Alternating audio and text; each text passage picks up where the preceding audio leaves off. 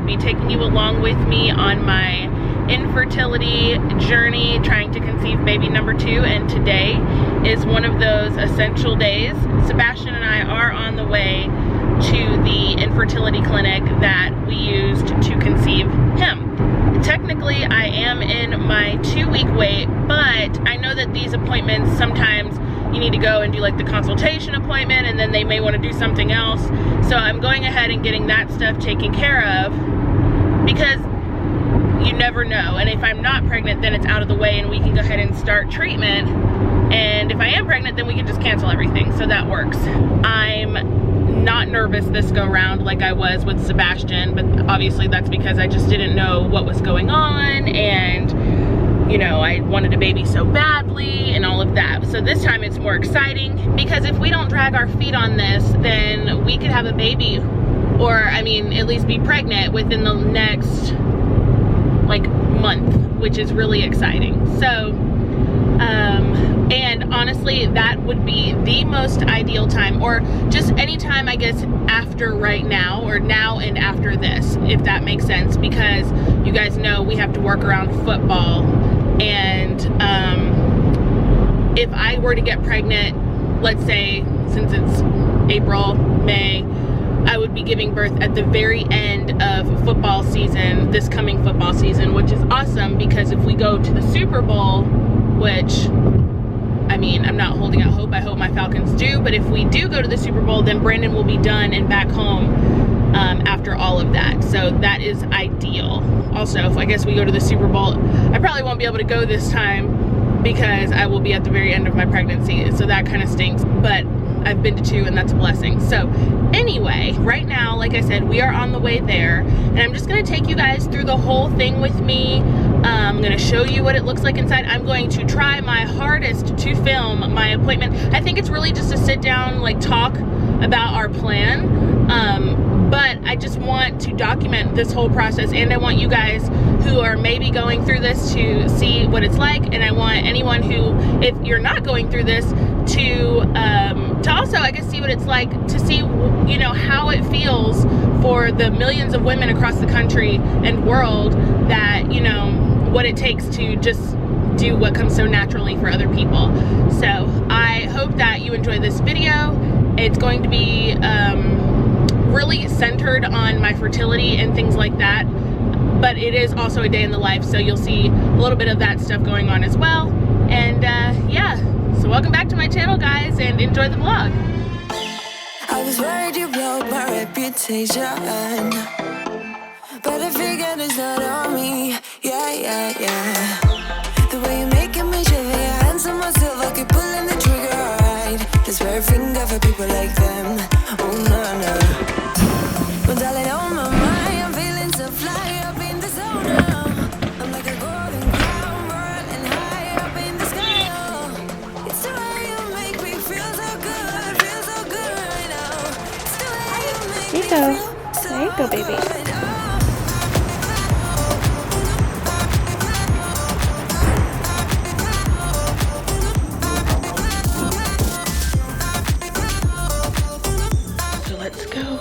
Kind of ready for her to meet Bash. She hasn't seen him since the ultrasounds.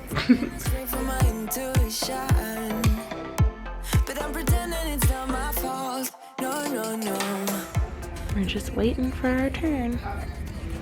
Peekaboo!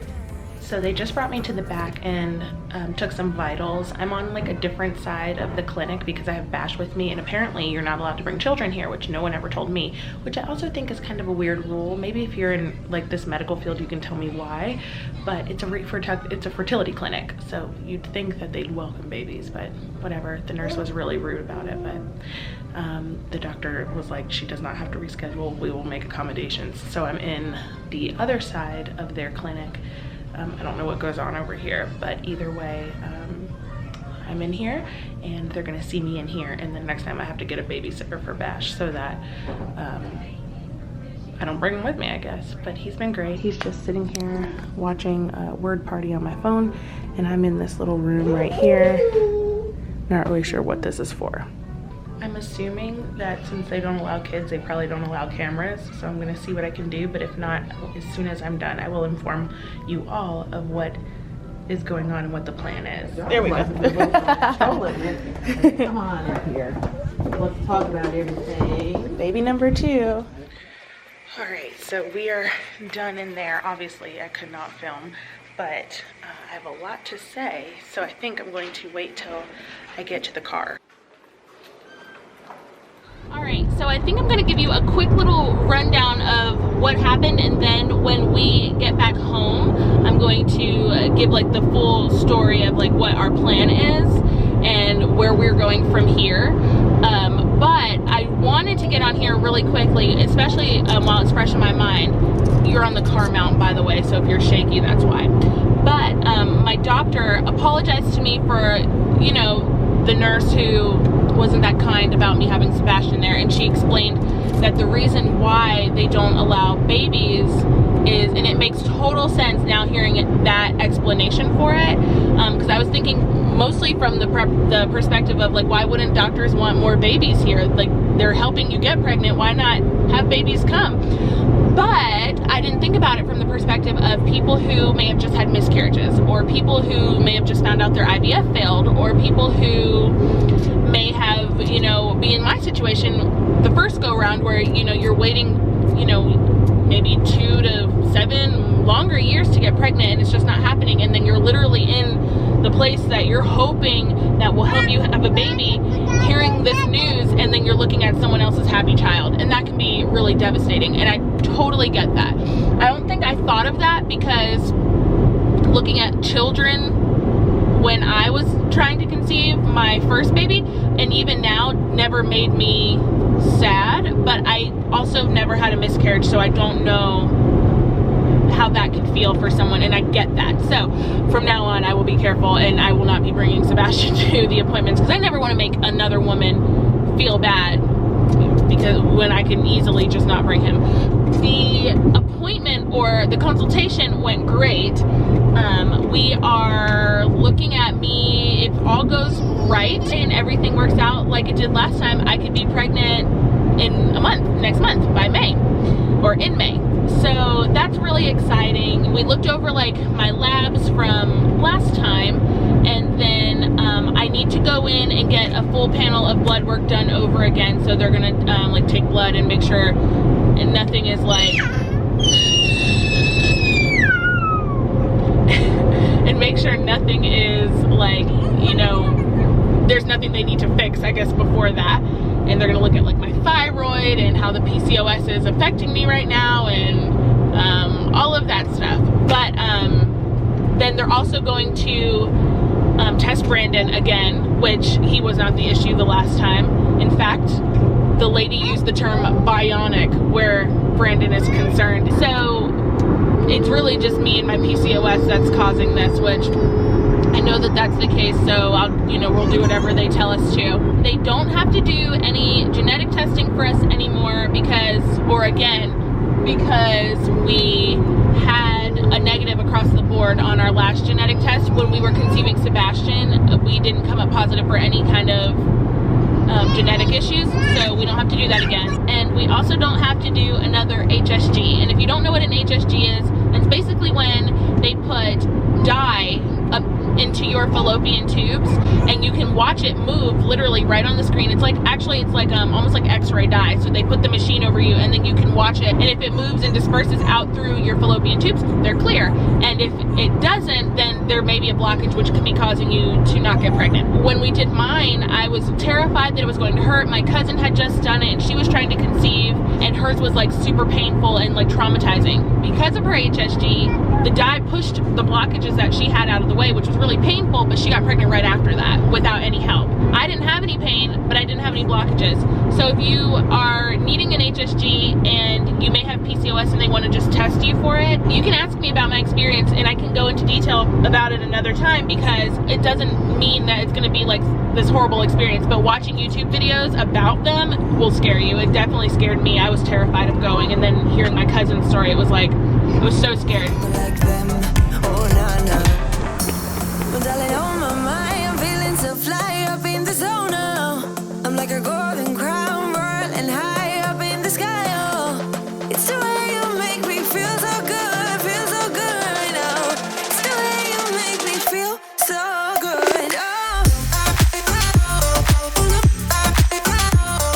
You ready to go take a nap?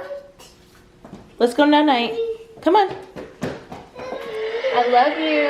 I love you. Lay down. All right, guys, so we're home. And I just put Bash down for his nap, and I'm getting ready to grab Pippa and take her out for a second. Okay, baby girl, come on. I know you gotta go. Come on. Go potty. It's been a few hours since I've been on here. I sat down in my kitchen, which I'm still sitting here, to edit a video that I'm hoping it will probably go live tomorrow. So you will have already seen it. Pippa is here in my lap, knocked out asleep. And I love that she's small enough for me to do this. Bash is just waking up, so I put him down and it's 5:30, he's just now up, which is great. So he got a good nap in. He'll probably go to bed after 8 today. Anyway, the doctor's office called, so now I can talk to you really quickly about what is going on with my plan. I'll sit you right here. You're sitting on top of Brendan's water bottle. I set you guys up on like the weirdest things sometimes.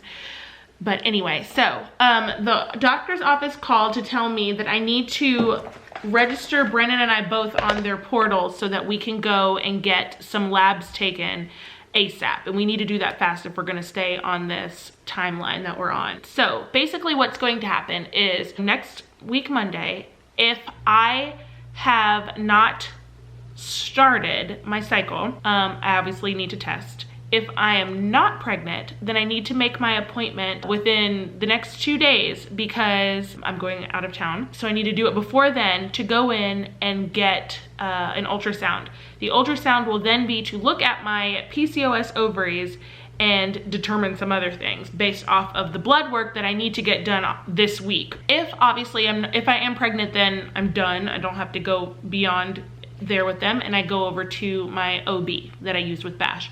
If I am not pregnant, then I will start Provera to induce my cycle because I told her I don't really want to wait until the next one to come on its own. So they'll induce it with Provera, which is 10 days, and then we start letrozole. So if you're not familiar with my fertility journey with Sebastian, I did Femera, which is also called letrozole. It was also partnered with metformin because of the insulin resistance. And then right before we are ready to do the IUI, which is the insemination, I do a trigger shot in my stomach. So I will show you guys all of that like when the time comes, because at this point, I mean, if I'm not pregnant, you'll see it all. But that all starts next week, basically. So I will start the Provera to start my cycle the day I get back from my trip, which will be on Sunday, a week from Easter. So exciting. And yeah, and then we're just gonna go in and do all of that stuff over again.